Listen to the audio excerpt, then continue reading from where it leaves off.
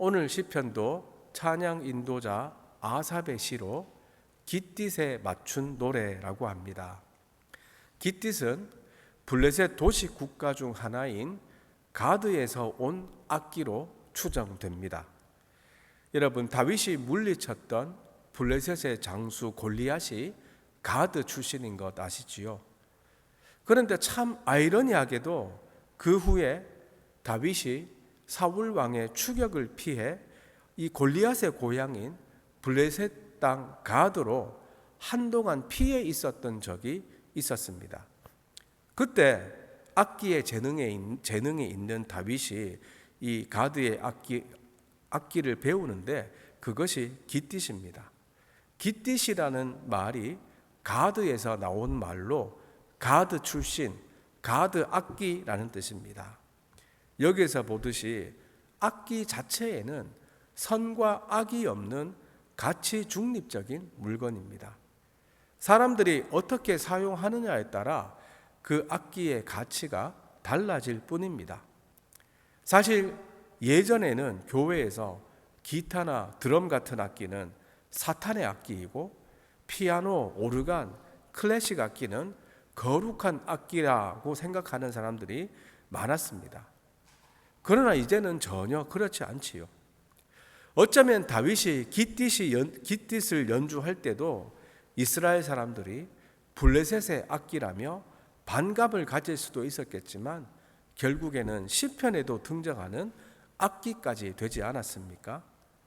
또한 시편 기자는 이 외에 소고, 즉 작은 북, 그리고 수금과 비파로 하나님을 향하여 기쁘게 노래하며 즐거이 소리치라고 합니다. 즉 모든 악기를 동원해서 기쁨으로 소리치며 하나님을 찬양하라는 것입니다. 어떤 악기에 대해서도 부정적인 생각은 가지지 마시기 바랍니다. 오히려 많은 악기들과 함께 찬양할 수 있음을 감사하시기 바랍니다.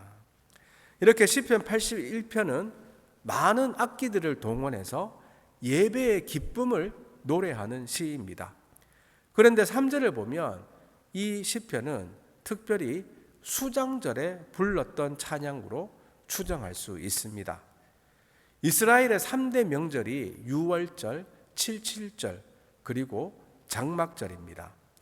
이 장막절을 수장절이라고도 합니다. 유월절은 출애굽할 때 진노의 천사가 문설주에 어린 양의 피가 묻은 집안은 넘어갔다, 유월했다라고 해서 유월절인데 그 날짜가 이스라엘 달력으로 1월 14일입니다. 지금의 부활절과 같은 시기로 3월이나 4월에 있습니다. 그리고 유월절 이후 7주가 지나면 칠칠절이 있습니다. 즉 유월절부터 49일이 지난 50일째가 칠칠절입니다. 77이 49 아닙니까? 이 49일이 지난 날이라는 뜻입니다. 그래서 50번째 날이라는 의미로 오순절이라고도 합니다. 예수님이 부활하신 후 이 오순절 때 성령이 이 땅에 강림하셨지요. 그래서 주로 오순절 하면 성령 강림절로 많이들 알고 계시는데 원래 오순절 칠칠절은 한 해의 첫 수확인 보리의 수확을 감사하는 절기였습니다. 지금의 달력으로는 5월이나 6월에 해당합니다. 그리고 장막절은 7월에 있는데 이 7월은 이스라엘에게는 그야말로 축제의 달입니다. 먼저 7월 1일은 나팔절로서 나팔을 불며 새해의 시작을 알리고 하나님을 찬양하는 날입니다. 종교적으로는 6월절이 있는 달이 1월이었지만 실질적인 새해는 7월부터 시작됩니다. 지금의 달력으로는 9월과 10월 중에 있습니다.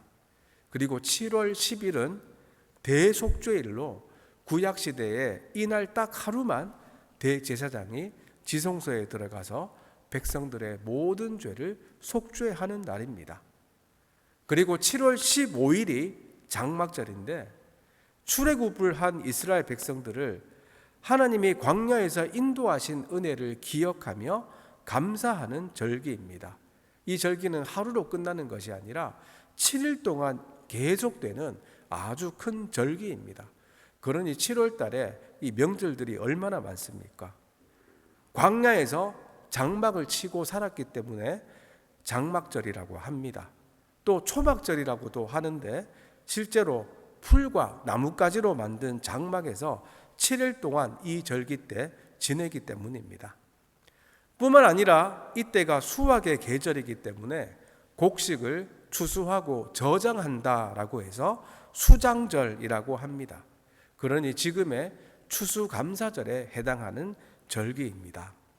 이렇게 7월은 초하루와 보름이 모두 큰 명절입니다. 그런데 3절을 보십시오. 초하루와 보름과 우리의 명절에 나팔을 불지어다. 1일과 15일이 명절인 달은 7월밖에 없습니다. 그리고 7월 1일은 아예 이름이 나팔절이지요. 그래서 오늘 시편은 초막절, 장막절에 부른 찬양이라고 추정을 합니다. 그런데 이 절기들은 사람이 만든 것이 아니라 출애굽 이후에 하나님이 제정해 주신 규례라고 4절이 말씀합니다. 이렇게 하나님을 기뻐하며 찬양하는 것은 성도의 의무이자 특권입니다.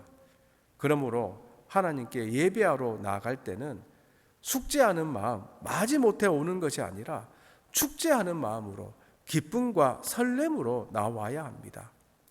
이런 자발적인 감사와 기쁨이 우리의 믿음을 자라나게 합니다. 그렇습니다. 성도의 믿음은 예배 생활을 통해 견고히 세워집니다. 우리는 하나님이 우리의 능력 되심을 이론으로는 알지만 힘들고 어려운 일들을 만나면 하나님의 능력을 잊어버리는 때가 많습니다. 그러나 적극적인 자세로 하나님의 말씀을 듣고 간절히 기도하며 찬양으로 하나님을 높일 때 우리 영혼은 다시 하나님의 위대하심을 바라보며 살아납니다. 여러분, 이론에 그치는 신앙은 능력이 없습니다. 그런데 예배 가운데 하나님이 어떤 분이신지 계속 선포하며 찬양할 때 하나님의 크신 권능이 우리의 삶에 나타남을 믿으시기 바랍니다.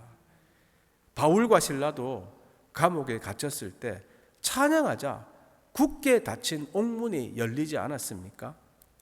남유다 왕국의 여호사밧 왕은 군대 앞에 찬양대를 세워 전쟁에 나갔는데 찬양대가 찬양하자 모압과 암몬 그리고 메온 군사들이 서로 죽이며 자멸했습니다.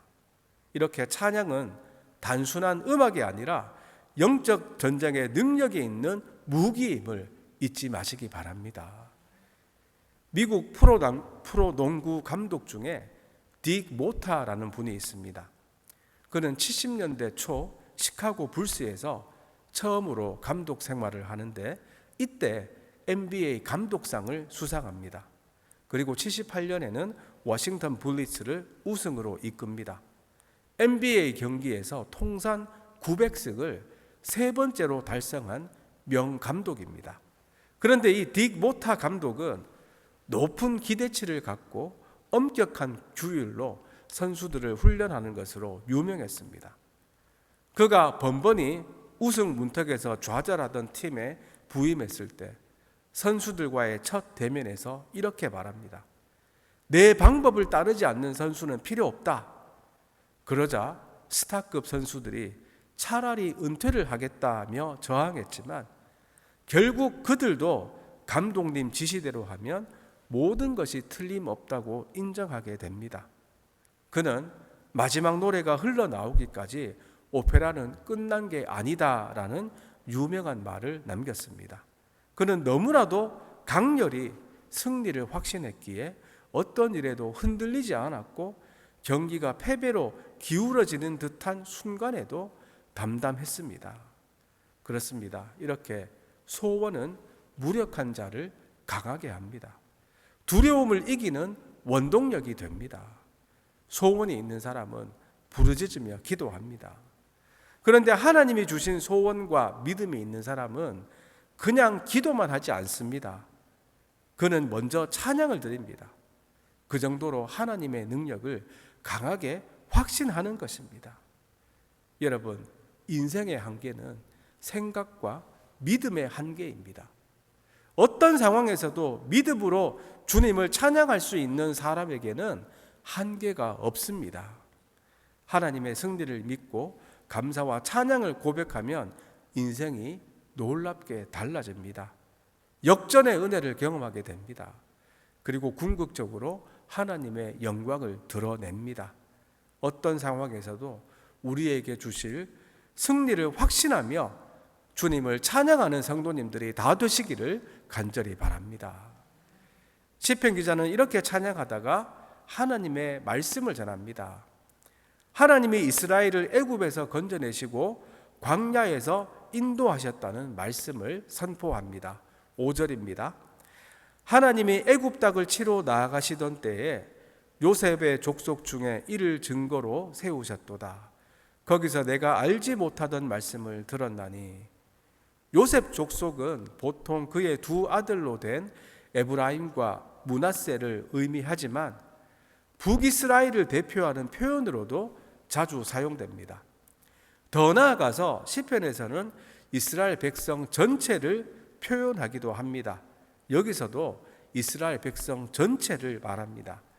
그러니 하나님이 애굽 땅을 치시고 이스라엘 백성들을 건져내셨고 그 증거로 절기와 규례와 율법을 주셨다는 것입니다. 장막절에 딱 맞는 메시지를 전한 것이지요. 내가 알지 못하던 말씀을 들었다는 것은 하나님이 애굽에서 알지 못하던 말을 들었다는 말로 이스라엘의 부르짖음을 듣고 구원하셨다는 뜻입니다. 또한 하나님은 그들에게 우상을 의지하지 말고 하나님 말씀에 순종하라고 하셨습니다. 그러나 그들은 하나님의 목소리를 듣지 않았습니다. 그러자 하나님은 그들을 완악한 대로 내버려 두셨습니다. 그들이 하나님 말씀에 순종했다면 대적에게 승리했을 것이고 최고의 양식을 받았을 것입니다. 그렇습니다. 하나님은 우리들을 구원하신 후에 방치하시는 분이 아닙니다. 우리에게 필요한 것을 공급하는 하나님 아버지이십니다. 그러므로 성도는 믿음의 입을 열어 말씀을 먹어야 합니다. 하나님이 채워주시리라 기대하며 믿음의 입을 크게 열어야 합니다. 10절 말씀입니다. 나는 너를 애굽 땅에서 인도하여 낸 여호와 내 하나님이니 내 입을 크게 열라 내가 채우리라. 우리를 죄와 사망에서 구원하신 하나님이 우리들에게도 똑같이 말씀하십니다. 내 입을 크게 열라 내가 채우리라.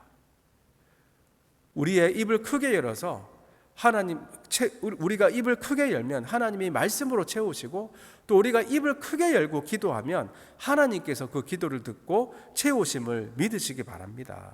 오늘 이 새벽에도 이 말씀 굳게 붙잡고 기도하시기 바랍니다. 말씀을 듣고 순종하는 자가 승리할 것이고 풍성한 은혜를 누리게 될 것입니다. 이제 말씀을 맺습니다. 시편 기자는 많은 악기들을 동원하며 기쁨으로 하나님을 찬양하라고 하십니다.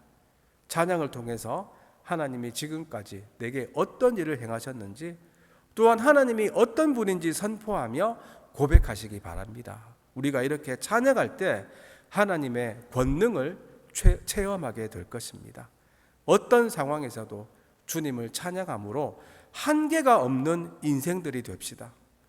하나님이 주신 승리를 믿고 범사에 감사하며 찬양하는 성도들이야말로 세상이 감당할 수 없는 사람들입니다. 그리고 찬양할 뿐만 아니라 믿음의 입을 크게 열어서 영의 양식인 하나님의 말씀을 먹고 순종하시기 바랍니다. 말씀을 믿고 순종하면 하나님이 책임져 주시고 형통한 길을 열어주실 것입니다.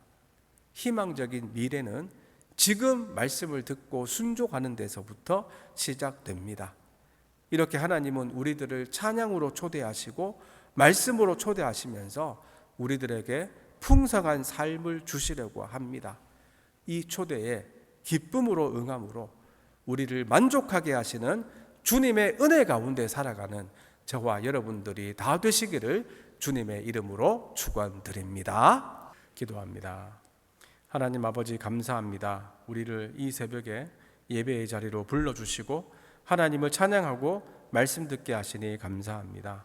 숙제하는 마음이 아니라 축제하는 마음으로 기쁨과 설렘으로 예배의 자리에 달려오는 성도들 다 되게 하여 주시옵소서.